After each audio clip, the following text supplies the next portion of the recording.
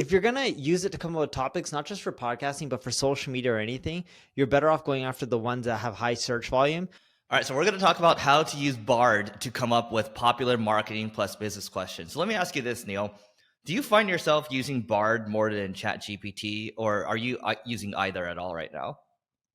So I don't use either as much as most people do, because a lot of people are using it on a daily basis. I'm not. I'm probably using it 2 to 3 times a week. And when I do, I find a better experience with Bard than I do with ChatGPT.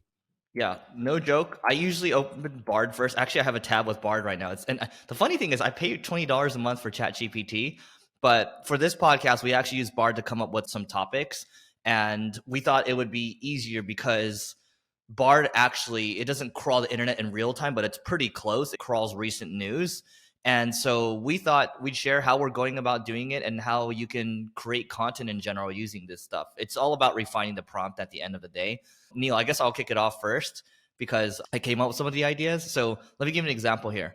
I asked Bard, I was like, hey, what are some interesting marketing questions to answer on our marketing podcast for Q3 2023? So notice there, I asked specifically for the new quarter that we're in now as of this recording. We're in a new quarter, and I'm trying to be specific to the quarter of the year, right? And here's what it said. And I won't say these are the best questions in the world, but it says, here are some interesting marketing questions you can answer in your podcast for Q3 2023. Number one, how can businesses use social media to reach new customers? It's okay.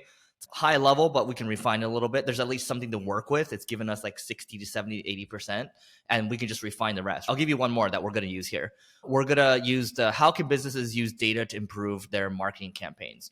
So how we might refine that is we might say, okay, how businesses can use first party data to improve their marketing campaigns, right? So we can get a little more specific there. And that is what makes the content itself interesting. Because keep in mind, our very first episode for this podcast, when we started like close to 7 years ago, was how to learn marketing.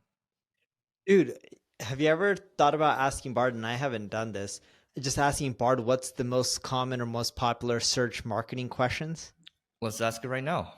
Because that can probably come up with more relevant, quote unquote, topics for us. Do you also know how old Bard's index is? ChatGPT is 2021, right? When it was last updated. It's like very recent, like up to a week or even a couple days. Yeah. So I here, knew it was this year. I just wasn't sure how recent it was. why don't we just ask Bard? How recent is Bard's data that it's pulling from?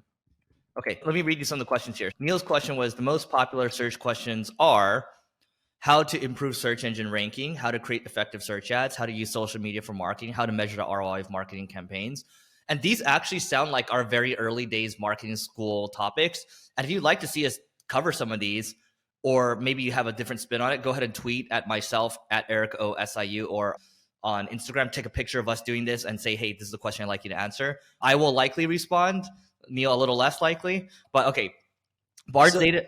Go ahead. Wait. How old is Bard's data? Okay, Bard's data is constantly being updated, but the most recent data that it pulls from is typically a few weeks old. So that's what I said. This is because it typically takes time to collect and process new data, and Bard is constantly learning and improving. However, even though the data is a few weeks old, it is still very relevant and up to date. Yeah, that's awesome. And the other thing with Bard too, that if you're going to use it to come up with topics, not just for podcasting, but for social media or anything, you're better off going after the ones that have high search volume. So just asking simple questions like, hey, what's the most popular search questions? Or if you tie in volume, that'll help you produce content that people are interested in, because if they're still searching for it, that means they want to learn about it. And if you create content around it, then you're most likely going to get traffic versus creating content around stuff that no one's really looking for. Here, check this out.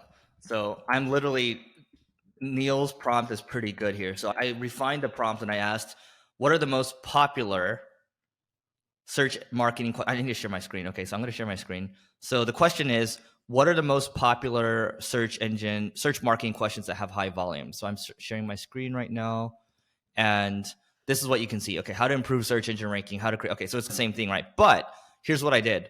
I went down, I got a little lazier. I was like, hey, can you make a table with the search volume numbers for each?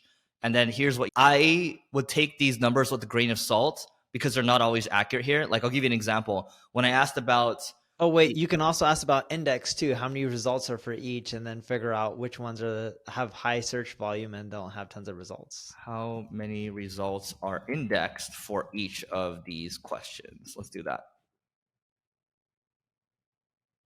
It's spinning. It's working. It's spinning, guys. And whoa, there you go. Yep. So you can export this to Sheets too. Yeah, this is cool. Yeah. So anyway, those of you who are following us on YouTube, by the way, our YouTube is starting to grow now, guys. So follow us on YouTube. One more thing I'll say, you going back to you have to take these results with a grain of salt. So when the Nuggets won the NBA championship recently, I wanted to understand, because I'm a Lakers fan, right? So I wanted to understand who had the lowest, because Lakers got swept, but they lost by 24 points overall. I wanted to understand how close everyone else was, even though they got swept. Most of the games were pretty close, right? So I wanted to feel better about myself as a Lakers fan, but it actually was incorrect because it said that the Nuggets played the Suns this year, and the Nuggets actually didn't play the Suns this year. So you got to take that with a grain of salt. Neil, anything else? Nope, that's it. Make sure you rate, review this podcast. Please give us 5 stars wherever you're listening. We really appreciate it. All right, goodbye.